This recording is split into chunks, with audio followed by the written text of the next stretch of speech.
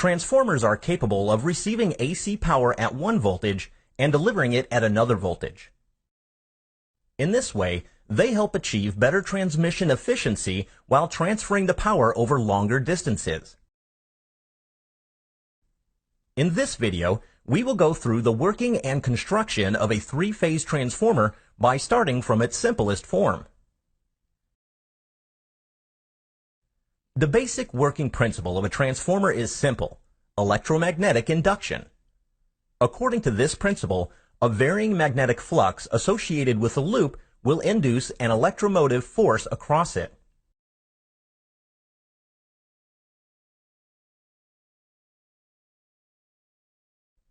Such a fluctuating magnetic field can easily be produced by a coil and an alternating EMF system. A current-carrying conductor produces a magnetic field around it. The magnetic field produced by a coil will be as shown in the figure. With the fluctuating nature of the alternating current, the magnetic field associated with the coil will also fluctuate.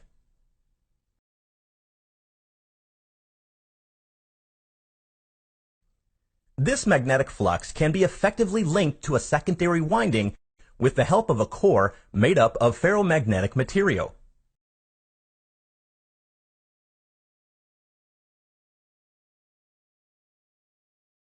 This fluctuating magnetic field will induce an EMF in the secondary coils due to electromagnetic induction.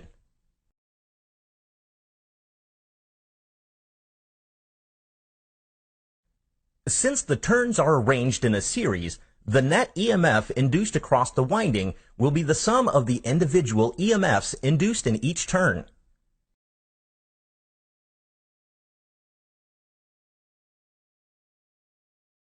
Since the same magnetic flux is passing through the primary and secondary coils, the EMF per turn for both the primary and secondary coils will be the same.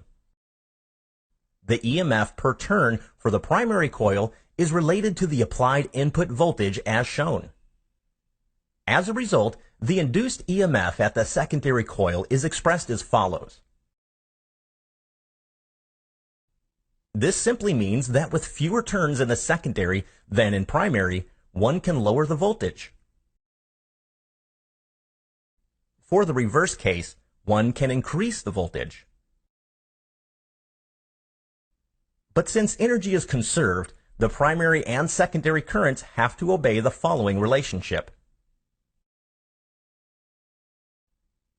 Three-phase transformers use three such single-phase transformers, but with a slightly different coil configuration. Here, the primary and secondary coils sit concentrically.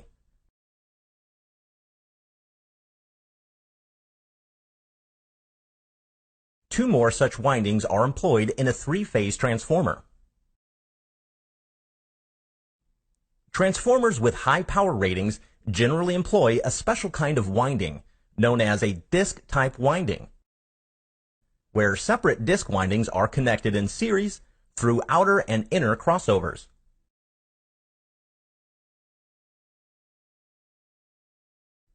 The low-voltage windings are connected in a delta configuration, and the high-voltage windings are connected in a star configuration. Thus, the line voltage further rises to root 3 times at high voltage side.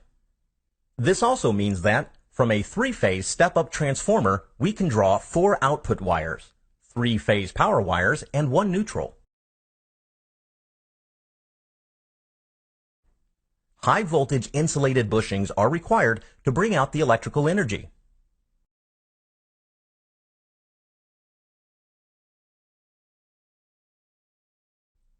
The core of the transformer is made of thin insulated steel laminations. Such steel laminations are stacked together, as shown, to form three-phase limbs. The purpose of thin laminations is to reduce energy loss due to eddy current formation. The low-voltage windings usually sit near the core. Various kinds of energy loss happens while transferring power from the primary to secondary coil. All these energy losses are dissipated as heat. So usually the transformer is immersed in a cooling oil to dissipate the heat. The oil dissipates the heat via natural convection.